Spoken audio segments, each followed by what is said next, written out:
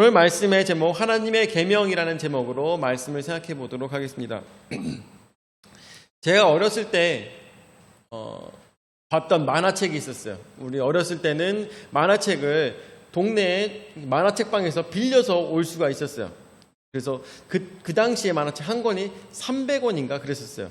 한 권 빌려올 때 300원. 그래서 그거를 2박 3일을 빌려서 보고 난 다음에 갖다 주고 그랬었는데 지금은 뭐 상상할 수가 없는 그런 거죠. 근데 만화책을 빌려서 봤었는데 그 만화책 중에 제목이 시끌별 녀석들이라는 제목의 만화책이 있었어요. 일본어로는 우르세이 아찌라라는 그런 만화책이 있었는데 거기서 보면서 정말 어이가 없었던 에피소드가 뭐가 있었냐면은 먼 우주에서 까마귀 공주가 별에 찾아왔습니다. 지구에 찾아왔어요. 그러면서 찾아와서 내가 여기서 신랑감을 찾아야 된다 하면서 까마귀 공주가 신랑감을 찾으러 다녔습니다. 근데 신랑감을 찾으러 다니다가 정말 가장 멋진 남자, 가장 좋은 DNA를 찾아서 남자들을 찾아다녔어요.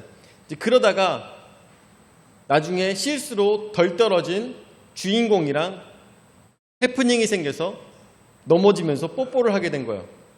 그런데 옆에 있던 그 까마귀 공주 옆에 있던 장로들이 큰일 났다고, 이 뽀뽀를 했기 때문에 이 남자와 반드시 결혼해야 된다고, 우리의 장로들에게는 이러한 법칙이 있다고, 절대 이 법칙은 바뀔 수가 없다라고 했어요.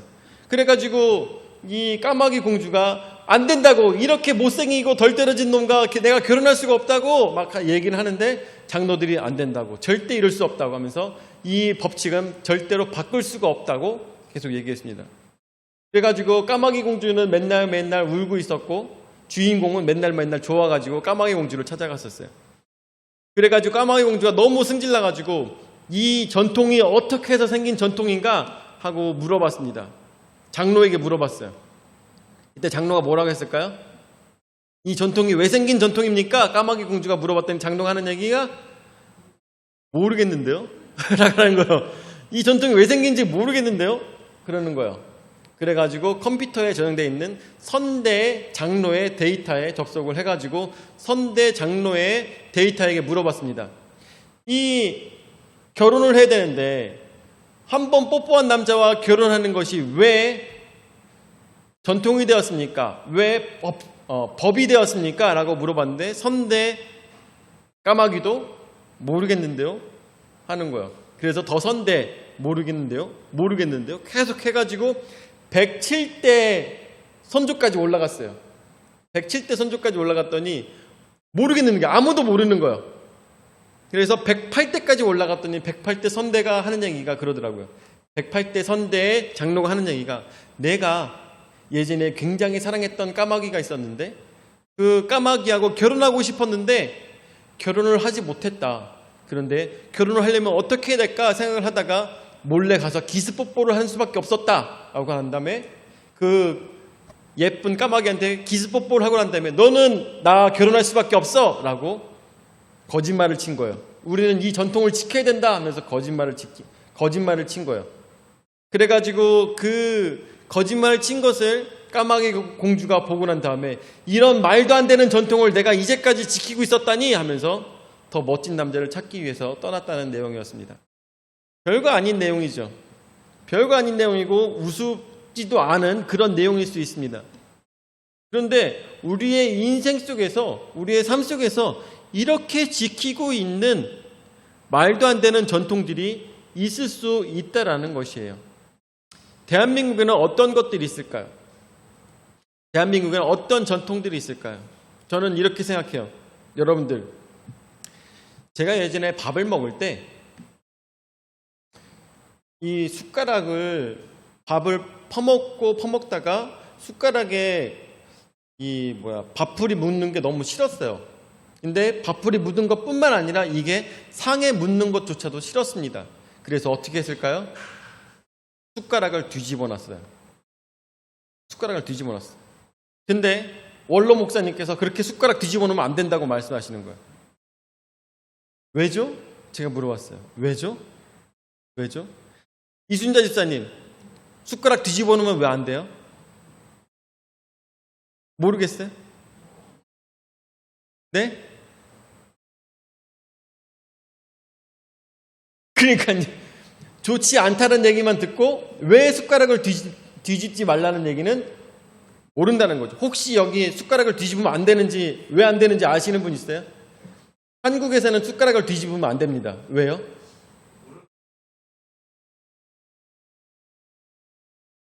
그렇죠. 복 나간다고 했죠.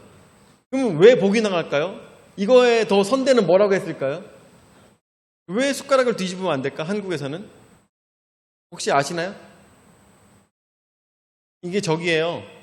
제사 드릴 때 숟가락을 뒤집어 놓는 관습 때문에 이것도 생긴 건데, 이것도 왜 제사 드릴 때 숟가락을 뒤집는지 아무도 모르는데 지금도 이렇게 하고 있는 거죠. 우리 초등학생들 안에서는 지금도 빨간색으로 이름을 쓰면 안 된다라는 전통이 있어요. 초등학생들 안에서는. 예. 우리 준아 어디 갔지? 준아야. 친구들한테 얘기 들었을 때 빨간색으로 이름을 쓰면 안 된다는 얘기 들은 적 있어, 없어? 있지? 보내들? 울었다고. 그것 때문에 울었다고. 근데 왜 빨간색으로 글씨를 쓰면 안 될까? 피색이라서.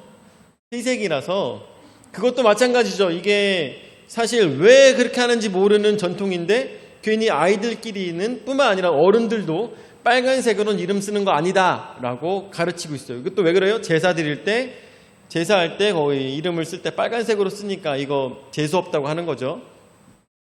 뿐만 아니라 학생들도 마찬가지로 다리 떨지 말라고 합니다. 다리 왜 떨지 말라고 해요?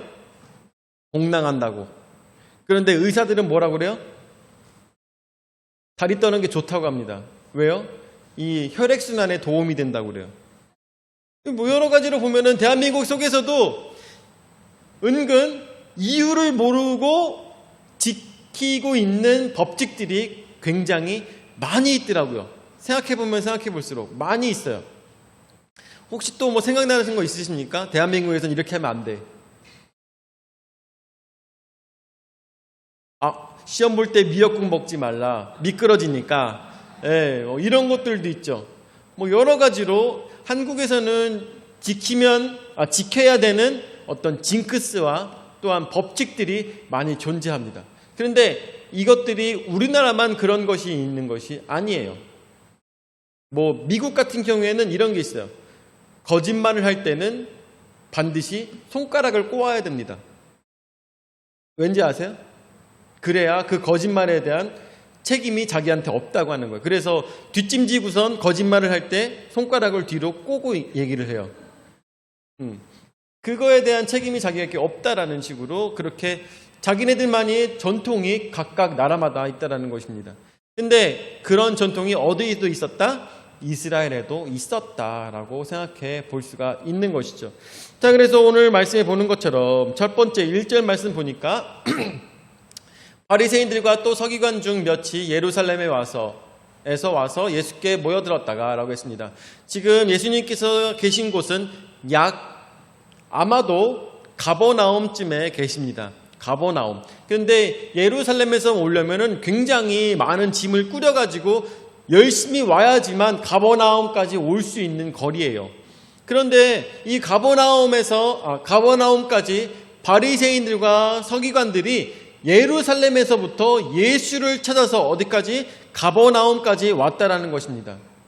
수도인 서울에서 청주까지 유명한 사람을 만나러 온 거예요. 그런데 어떤 사람들이 박사 아니면 법률사 이런 사람들이 유명한 사람을 찾으러 청주까지 왔다라는 것입니다. 쉬운 일은 아니겠죠. 쉬운 일은 아닐 것입니다. 근데 왜 왔을까요? 왜? 말씀을 들으러? 말씀을 듣고 감명을 받기 위해서? 아니에요. 이 사람으로 하여금 무엇이 잘못된 것인지 증명하고 또한 이 사람을 책잡아서 어떻게든 잡아가려고 지금 바리새인들과 서기관들이 예수님을 찾아왔다라는 것입니다. 자, 2절 말씀 보도록 하죠.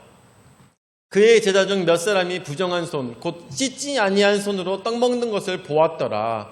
자, 3절. 3절 아니라 2절까지 말씀. 그의 제자 중 몇 사람이 부정한 손, 곧 씻지 아니한 손으로 떡 먹는 것을 보았더라. 그래서 첫 번째로 부정한 손입니다.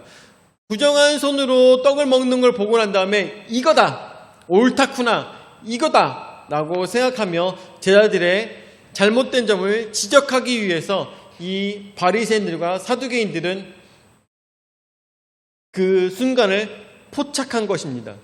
왜 저 제자들은 손을 씻지 않는가? 우리 음식 먹을 때 식사하기 전에 손 씻는 거 당연하지 않습니까? 당연하죠. 우리 대한민국에서도 당연한 일입니다. 요즘 나오고 있는 텔레비전에 요즘 그 여행 프로그램을 굉장히 많이 보게 되는데 그거 보시나요? 태어난 김에 세계 여행라고 보시나요? 네, 거기서 보면 기안84라는 사람이 정말 기이한 인생을 살아가고 있는 것을 우리에게 보여주고 있는데 기안84 예전에 이제까지 살아오면서 인도에서 밥 먹기 전에 와 여기 있는 사람들은 손으로 밥을 먹는구나 하면서 손으로 밥을 먹는데 저는 봤는데 기안84가 손으로 밥 먹기 전에 손을 씻지 않더라고요. 자, 근데 이 기안84가 손을 씻지 않고 밥을 먹는데도 불구하고 이 사람 어때요? 탈나지 않았어요. 그 비위생적이고 그렇게 우리나라는 너무나도 싫어하는 인도에서 손을 씻지 않고 밥을 먹었는데도 탈나지 않았어요. 어때요? 그 사람은 진짜 신기한 사람인데 그 사람은 인더스 강에서 시체들이 썩어가는 그 강에 있는 물을 마셨는데도 불구하고 탈나지 않았어요. 대단합니다. 저는 그렇게 생각했어요. 야, 이제까지 너무나도 많은 유튜버들이 그렇게 인도를 여행하면서 언제나 배앓이를 하고 물갈이를 하면서 그렇게 힘드는 시간을 보내는데도 불구하고 많은 유튜버들이 그렇게 했는데도 불구하고 기안84는 아프지 않았어요. 왜 그랬을까요? 평소에도 이상한 것들을 많이 먹기 때문이에요. 대한민국에서도 이상한 것들을 많이 먹고 살았기 때문일 것입니다. 저는 이런 생각이 들더라고요. 하나님께서는 사람을 만드실 때 신묘막측하게 만드셔서 모든 상황에 적응할 수 있도록 만드신 것이 바로 하나님이시구나 라는 생각이 들더라고요. 우리 밥 먹기 전에 손을 씻는 것은 너무나도 좋은 습관이고 관습입니다. 그렇지만 하나님께서는 어쩌면 우리에게 안 씻고 먹어도 괜찮을 정도로 우리 몸을 만드셨는지도 모르겠다라는 생각이 기안84를 보면서 느껴지더라고요. 저 사람이 저렇게 사는데 아직도 건강하게 잘 사는 거 보면 생각보다 하나님께서는 인간들을 건강하게 만드셨구나라는 생각이 들더라고요. 어쨌든 간에 보니까 이 바리새인들은 제자들이 손을 씻지 않고 밥을 먹는 것을 보면서 그들을 지적을 했던 것입니다. 그래서 두 번째로 장로들의 전통인 것입니다.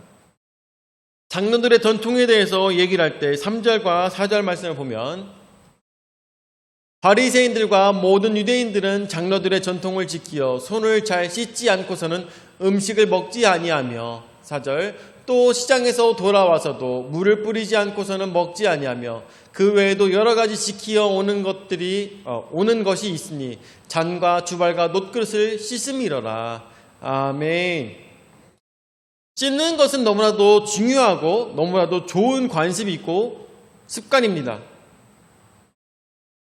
근데 여러분들 손을 씻지 않는다고 잡아가나요? 법에 위촉되나요? 경찰이 와서 지적을 하나요? 누가 와서 손을 씻지 않는다고 잡아갑니까? 누가 손을 씻지 않는다고 그 사람에게 수갑을 채우겠습니까? 누가 손을 씻지 않는다고 해서 그의 잘못을 나무라겠습니까? 여기서 지금 손을 씻지 않고 밥을 먹는 자들은 어떤 사람들이에요? 어른들입니다. 어른들이고 또한 어부들이며 또한 어떤 사람은 세리일 만큼 굉장히 또 배운 사람들도 굉장히 많이 있어요. 그런데 그 사람들이 어때요? 피치 못할 사정으로 손을 씻지 못한 것일 수 있을 거라는 생각이 듭니다. 그 사람들도 평소에는 손을 씻고 잘 먹었을 것이에요. 그런데 아마 그곳에 음식을 먹기 전에 물이 준비가 되어 있지 않다면 놋그릇을 씻을 물과 또한 손을 씻을 물이 준비되어 있지 않다면 아마 씻지 못하고 먹게 되었을 것입니다. 우리도 만약에 무인도나 정말 물이 나오지 않는 곳에 가게 된다면 지금 생각이 드네요. 저 예전에 군대에서 유격 훈련 받을 때 진짜 말도 안 되는 인생을 살았었는데 유격 훈련을 받고 있을 때 여러분들 믿으실지 모르겠지만 5일 만에 세수를 했어요. 5일 만에. 5일 동안 세수를 못했어요. 여러분들 알다시피 유격 훈련을 받는 동안에는 온 몸에 계속 땀이 흐릅니다. 왜냐하면은 계속 얼차례나 마찬가지의 그런 훈련들을 계속하니까. 그리고 자기 전에도 씻고 자느냐? 씻고 자는 거 없습니다. 얼굴에다가 검은 칠을 하고 자죠. 그리고 밥 먹을 때 어떻게 하는지 아십니까? 밥 먹을 때 진짜 그지처럼 숟가락 하나만 여기 탄통에다 들고 다니면서 이 숟가락 하나만 가지고 살아갑니다. 그래서 밥 먹고 난 다음에 어떻게 할까요? 물이 없으니까? 여러분들은 어떻게 하겠어요? 밥 먹고 난 다음에 숟가락을 잘 빨아서 먹고 다시 탄통에 넣어야 돼요. 탄통에 넣는 수밖에 없습니다. 근데 어느 날 저한테 행운이 찾아왔어요. 어떤 행운이 찾아왔느냐? 야, 너 가서 수도가에 가서 물 좀 받아와 했던 것 같아. 너 수도가에 가서 물 좀 받아와. 근데 여러분들 그냥 수도가 있으면은 수도가 가서 물 받아오면 되지. 또 거기 가서 씻으면 되지. 그렇게 생각할 수가 있어요. 그렇지만 군대라는 곳은 그러한 자신의 위생 개념과 그런 호사가 누려지지 못하는 곳입니다. 수도가에 가서 물을 받아와 라는 말을 들었을 때 너무나도 기뻤어요. 왜냐하면 드디어 5일 만에 수도가를 가는구나. 똥도 마음대로 자기가 못 사니까. 그래가지고 이거를 받아가지고 이 물을 받기 전에 제가 가장 먼저 했던 것은 세수였어요. 세수. 너무 행복하더라고요. 세수를 막 하면서 숟가락 꺼내갖고 한 번 더 씻고 그러고 난 다음에 거기다 물을 받아가지고 갖고 갔었어요. 제가 거기서 숟가락을 못 씻었다고 해서 저에게 병이 생겼느냐? 그것은 아니었어요. 제가 거기서 세수를 못하고 샤워를 못했다고 해서 병이 생겼느냐? 그것은 아니었어요. 그렇지만 평생을 씻고 살았기 때문에 굉장히 찝찝했죠. 하여튼간에 그 생각이 납니다. 장로들의 전통에 있어서는 그 상황에서도 어떻게든 물로 손을 씻고 그릇들을 씻고서 먹었어야 되는 것이 장로들의 전통이었던 것입니다. 그렇지만 피치 못할 사정에서는 우리가 건너뛸 수도 있는 거잖아요. 그렇죠? 건너뛸 수도 있는 거야. 제가 숟가락을 씻지 못하고 탄통에 계속 갖고 다니면서 입으로 빨았던 것처럼 물이 없으면 그럴 수밖에 없는 거잖아요. 그런데 그것조차도 어때요? 이 바리새인들과 사두개인들은 용납할 수가 없었다라는 것입니다. 그 상황조차도 용납할 수가 없었다라는 것이죠. 그래서 나오는 것처럼 이 사두개인과 바리새인들은 이것을 봤을 때 그것에 대해서 지적을 하는 것입니다. 그런데 여러분들 아셔야 되는 것이 하나님께서 인간들을 사랑하여 주셔서 많은 법들을 살아가는 방법들을 제시해 주셨습니다. 이 말씀이 어디에 있습니까? 레위기 말씀에 이것들이 들어있는 것이죠. 그래서 여러 가지를 하나님께서 백성들에게 말씀해 주셨는데 여러 가지가 뭐가 있을까요? 저도 특별히 갑자기 생각나는 것은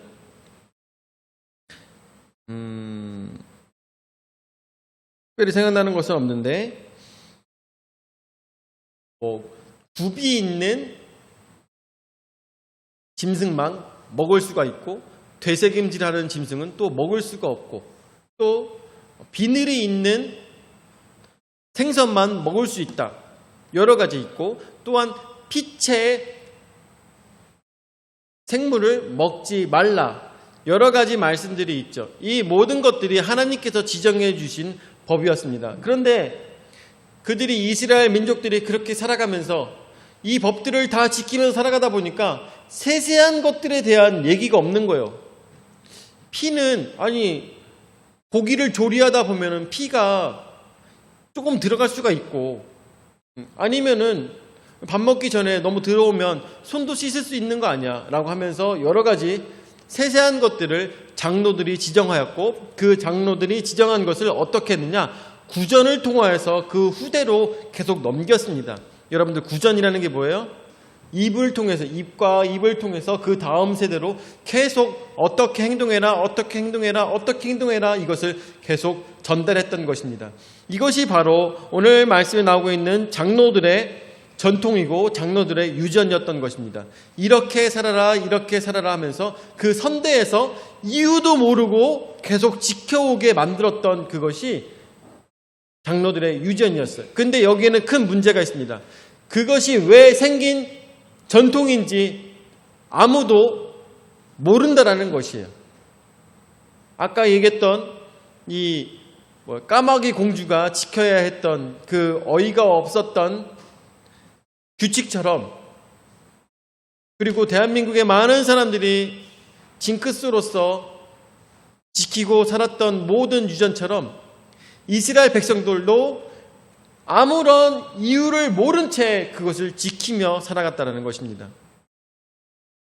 더 재밌는 거 뭔지 아세요? 그 장로들의 유전은 하나님께서 명령하신 것이 아니라는 거예요. 하나님의 명령이 아니라는 것입니다. 누구의 명령이요? 사람이 만들어 놓고 사람이 지키도록 했던 것입니다. 근데 이것으로 하여금 하나님께서는 이 법들을 제정하실 때 이스라엘 민족들로 하여금 먹을 수 있고 먹지 못할 것에 대해서 말씀하시면서 많은 백성들로 하여금 피부병으로부터 멀어지게 하는 여러 가지 방법들을 백성들에게 가르치시면서 있었던 그 마음은 무엇입니까? 백성들을 사랑하는, 정말 사랑의 마음으로 백성들에게 전달하셨습니다. 그런데 너무나도 안타까운 것은 인간이 만들어 놓은 이 장로의 유전은 오히려 사람들을 얽매고 더 억압시키고, 그리고 잣대를 만들어서 저들로 하여금 부정한 자로 만들어버리는 나쁜 법을 장로들이 만들어버렸다는 것입니다. 그렇기 때문에 예수님께서는 이것에 대해서 한 번은 말씀해 주고 싶으셨을 것입니다. 하나님 아버지께서는 사랑으로 저들에게 말씀을 만드시고, 그리고 제정하시고, 그리고 그것들로 하여금 사람들로 하여금 지키게 만드셨는데, 오히려 인간들은 자신들의 권위와 자신들의 이권을 유지하기 위해서, 자신들의 권세를 유지하기 위해서 만들어 놓은 법 때문에 사람들이 고통을 당하고 있다라는 것입니다. 대한민국은 안 그럴까요? 요번에 대단한 사건 난 거 아실 거예요. 무슨 사건이냐면, 서울의 강남에서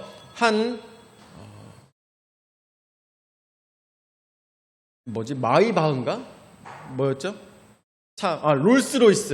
롤스로이스가 대변을 가다가 갑자기 브레이크를 밟아서 멈춰야 되는데 갑자기 다른 곳으로 가서 사람을 한 명을 치면서 거기에 차가 멈췄습니다. 그래서 치인 사람은 20대 아가씨였는데, 그 아가씨가 돈을 벌어서 자신의 할머니와 그리고 동생들을 돌보는 가장이었어요. 20대 여자가. 근데 그 여자는 그렇게 차에 심하게 치이는 바람에 양 다리가 다 개복이 되었다고 하더라고요. 개복이라는 것은 양 다리가 다 이렇게 다 열렸다는 거죠. 그죠? 양 다리가 다 열렸다고 하더라고요. 그래가지고 20대가 아니라 그 롤스로이스를 운전하던 사람을 잡아왔어요. 잡아왔는데 이 사람이 온몸에 문신을 한 20대의 깡패였던 거예요. 그런데 이 사람을 정신이 몽롱해 보니까 어떻게 했겠어요?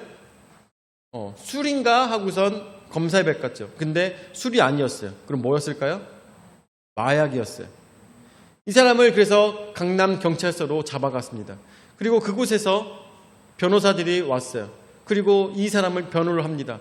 그리고 난 다음에 여러분들, 이 사람이 자동차 사고도 냈고 뿐만 아니라 마약도 했음에도 불구하고 마약 검출이 됐음에도 불구하고 17시간 만에 풀려났어요. 17시간 만에. 그래서 지금 많은 사람들의 공분을 사고 있습니다. 어떻게 이런 일이 벌어질 수가 있느냐. 근데 이 사람이 그 사건이 이전부터 굉장히 또 다른 사건이 있었더라고요. 무슨 사건이 있었냐면 어떤 사업가를 붙잡아다가 몇 년을 계속 이 사람을 두들겨 패면서 돈을 계속 뜯었던 거예요.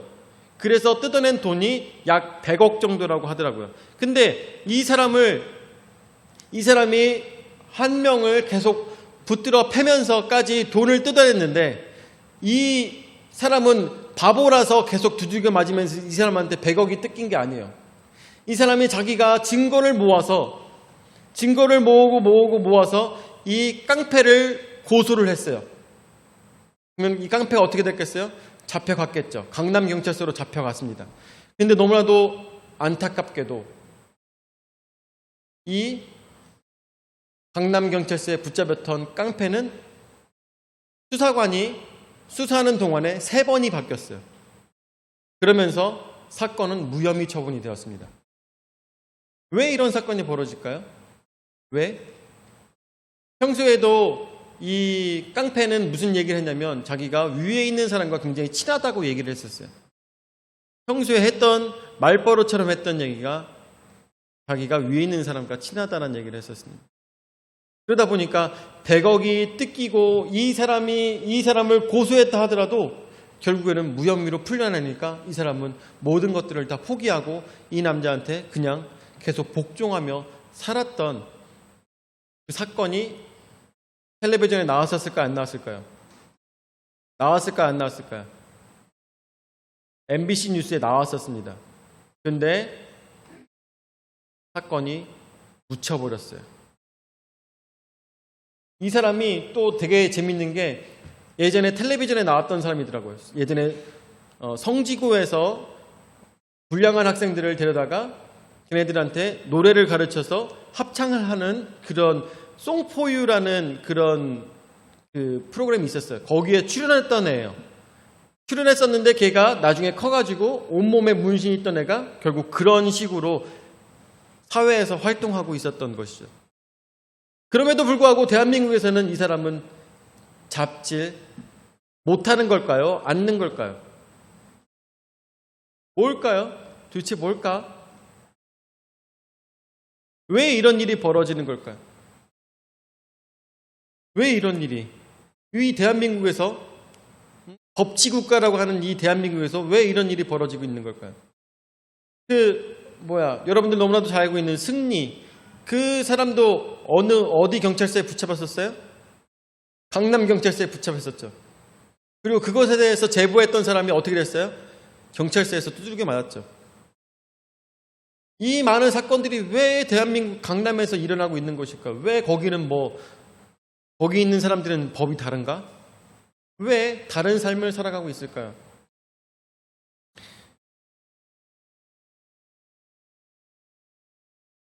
장로들이 이런 법을 만들었는데 어느 누구도 그것에 대해서 표를 달지 못했어요. 왜? 그들은 그것을 가지고 다른 사람들을 얽매이는데 사용하였고 그리고 자신들의 권위를 세우는데 그 법들을 자신들이 제정하여서 사람들을 괴롭히고 억눌렀던 것입니다. 예수님께서는 그 모습을 보고 싶지 않으셨습니다.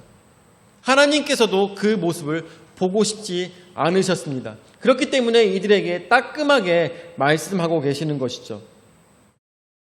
그래서 세 번째, 사람의 전통입니다. 여러분들, 이 세상, 우리가 세상 살아가는 데 있어서 누구의 법을 따르며 살아가야 되겠습니까? 여러분들에게 예전에도 말씀드린 적 있었죠? 도덕도 지키지 못하면서 어떻게 하나님의 법을 지키냐고 라고 여러분들에게 말씀을 드린 적이 있습니다. 가장 중요한 것은 하나님의 법입니다. 하나님의 법은 두 글자로 줄인다면 무엇일까요? 정의? 아니면 징벌? 여러분들, 하나님의 법을 두 글자로 줄인다면 무엇일까요? 사랑입니다. 그쵸? 사랑인 것입니다. 하나님께서는 우리가 사랑하며 살아가기 위해서 법을 성경을 통하여서 우리에게 지정하여 주시고 우리로 하여금 지키도록 계속 말씀해 주셨던 것입니다. 그런데 사람들은 거기다가 더 토를 달고 거기에다가 더 살을 붙이고 더 나쁜 짓들을 하면서 그곳에다가 자신들의 이권을 계속 유지시키기 위해서 사람들을 괴롭히며 자신들의 권위를 높이기 위해서 사람의 전통을 만들었던 것입니다. 그것에 대해서 예수님께서는 말씀하고 싶으셨어요. 그것에 대해서는 다음 주에 말씀을 드릴 것인데 예수님께서는 이것들에 대해서 한탄하시고 속상해하시며 안타까워하시며 사람들로 하여금 하나님을 왜 오해하게 만드는지 너무나도 속상한 마음으로 이 말씀을 하셨던 것입니다. 그래서 6절부터 말씀을 보면 이르시되 이사야가 너희 외식하는 자에 대하여 잘 예언하였도다. 기록되었을 때 이 백성이 입술로는 나를 공경하되 마음은 내게서 멀도다 라고 이야기하고 있습니다. 하나님을 잘 섬기려면 저 기도원에 들어가서 40일을 금식 기도해. 글쎄요, 그게 맞는 걸까? 저는 이런 생각이 들어요. 글쎄, 그게 맞는 걸까? 네가 하나님을 사랑한다면 집을 팔아서 헌금을 해. 네가 하나님을 사랑한다면 너의 딸을 하나님께 올려드려. 여러분들 지금 하는 얘기가 어디서 하는 얘기들이에요? 이단들, 사이비들이 하는 얘기죠. 네가 하나님을 사랑한다면, 네가 하나님의 나라를 네가 갖고 싶다면 네 딸을 저 하나님한테 드려야 돼 라고 했던 게 어디예요? JMS죠. 그래서 딸을 데리고 가서 딸이 강간당하는데도 불구하고 그 엄마는 거기서 하나님 감사합니다 하고 있는 거죠. 그러한 삶을 살아가고 있는 것이죠. 여기서 나오는 것처럼 이 백성이 입술로는 나를 공경하되 마음은 내게서 멀도다라고 얘기하고 있습니다. 많은 이단들이 이런 거죠. 입술로는 하나님을 찬양한다고 하며 입술로는 하나님의 말씀이다라고 얘기하고 있지만 마음은 그들의 이득을 취하고 있는 모습인 것이죠. 이단이나 아니면 이 바리새인 같은 모습들이 아직도 많이 있었다라는 것을 이사야서를 통하여서 말씀하고 있는 것입니다. 7절 말씀에 사람의 계명으로 교훈을 삼아 가르치니 나를 헛되이 경배하느니라 하였느니라 라고 했습니다. 사람의 법칙으로 백성들을 이끌고 있으니 나를 헛되이 경배하는도다. 나를 경배하고는 있지만 내가 원하는 대로 하고 있지 않구나 라고 누가 얘기하시는 것이에요? 예수님께서 하나님의 마음을 대변하여서 말씀하고 계시다라는 것입니다. 자, 8절 말씀에 그래서 너희가 하나님의 계명은 버리고 사람의 전통을 지키느니라. 하나님의 계명은 무엇입니까? 바로 사랑인 것입니다. 사랑. 제 풍성한 침례교에서도 이제 여러 가지를 우리가 함께 마음을 합쳐서 행할 때가 있습니다. 그런데 여러분들 그 중에서 가장 첫 번째가 되어야 되는 것은 교회의 이익이 아니라 그리고 교회의 안녕이 아니라 뭐예요? 사랑입니다. 가장 중요한 것은 사랑입니다. 우리 풍성한 침례교회에서 가장 첫 번째로 지켜야 되는 것은 사랑입니다. 어려움이 있을 때는 같이 나누는 것이고 기쁨이 있을 때는 같이 기뻐하는 것이 바로 우리 교회 공동체라는 것입니다. 사람으로 하여금 법을 지키게 된다면 이득을 위하여서 이 교회가 사업체가 돼버리고 말 것입니다.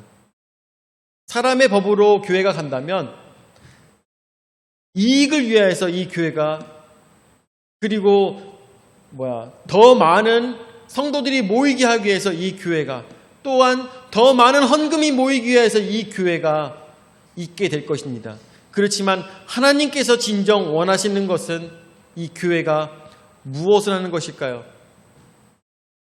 사랑하는 것입니다. 그리고 그 사랑을 다른 사람들에게도 전달하기를 원하실 것입니다. 누가 원했듯이 예수님께서 우리에게 가르치셨듯이 말입니다. 오늘 우리는 말씀을 마무리 짓도록 하겠습니다. 예수님께서 우리로 하여금 하나님의 계명을 말씀하시면서 여기서 우리에게 가장 원하셨던 것은 바로 두 글자, 사랑인 것입니다. 장로들의 유전에는 사랑이 있지 아니하였고 오히려 사람을 억누르고 사람으로 하여금 괴롭히면서 어떤 사람은 그것으로 인하여서 자신의 권능이 높아지는 그러한 인간의 법이었던 것입니다. 하나님께서 원하시는 것은 우리 공동체로 하여금 언제나 사랑하며 언제나 서로를 위해주며 서로 안아주며 다른 사람에게 눈을 기는 것이 아니라 다른 사람을 질투하는 것이 아니라 다른 사람에 대해서 뒷담화를 하는 것이 아니라 그 사람에게도 그럴 만한 이유가 있었겠지. 그럴 수밖에 없는 이유가 있었겠지. 저 사람이 오늘 속상한 일이 있었겠지. 저 사람이 오늘 어려운 일이 있었겠지라면서 용납해주고 용서해주고 이해해주는 것이 우리로 하여금 살아가야 될 방향이라는 것입니다. 오늘 우리 풍성한 침략의 모든 성도님들 이 말씀을 드렸다면 마음에 함께 삼으시고 그래 내가 왜 이 세상에 살면서 내가 뭐하며 살았을까? 내가 이제까지 마음속에서 지키고 살았던 법은 무엇일까? 사람의 법일까? 아니면 하나님의 법이었을까? 내가 이 세상 살아갈 때 어떠한 삶을 살아야 될까? 고민하시면서 오늘도 사랑으로 이 세상을 살아가시기를 예수 이름으로 축원을 드립니다. 아멘. 사랑의 주님 은혜와 사랑을 감사드립니다. 오늘도 저에게 귀한 은혜의 말씀으로 깨달아 알도록 인도하여 주심을 감사드립니다. 오늘도 주님께서는 저희에게 사랑을 외치시며 사랑을 저에게 전달하신 것을 말씀을 통해서 보게 됩니다. 주여 주의 말씀에 순종하는 자가 되기 원합니다. 주의 말씀대로 따라가며 살아가는 자가 되기 원합니다. 주여 우리 마음에 부족한 사랑을 채워주시고 오늘도 저희 마음에 부족한 마음의 여유를 채워주셔서 다른 사람을 이해하며 다른 사람을 포옹하며 다른 사람을 사랑할 수 있는 우리의 올바른 신앙의 모습 될 수 있도록 인도하여 주시옵소서. 오늘도 저에게 귀한 은혜의 말씀을 허락하여 주심을 감사드렸고 사랑이 많으신 예수님의 이름으로 기도합니다. 아멘.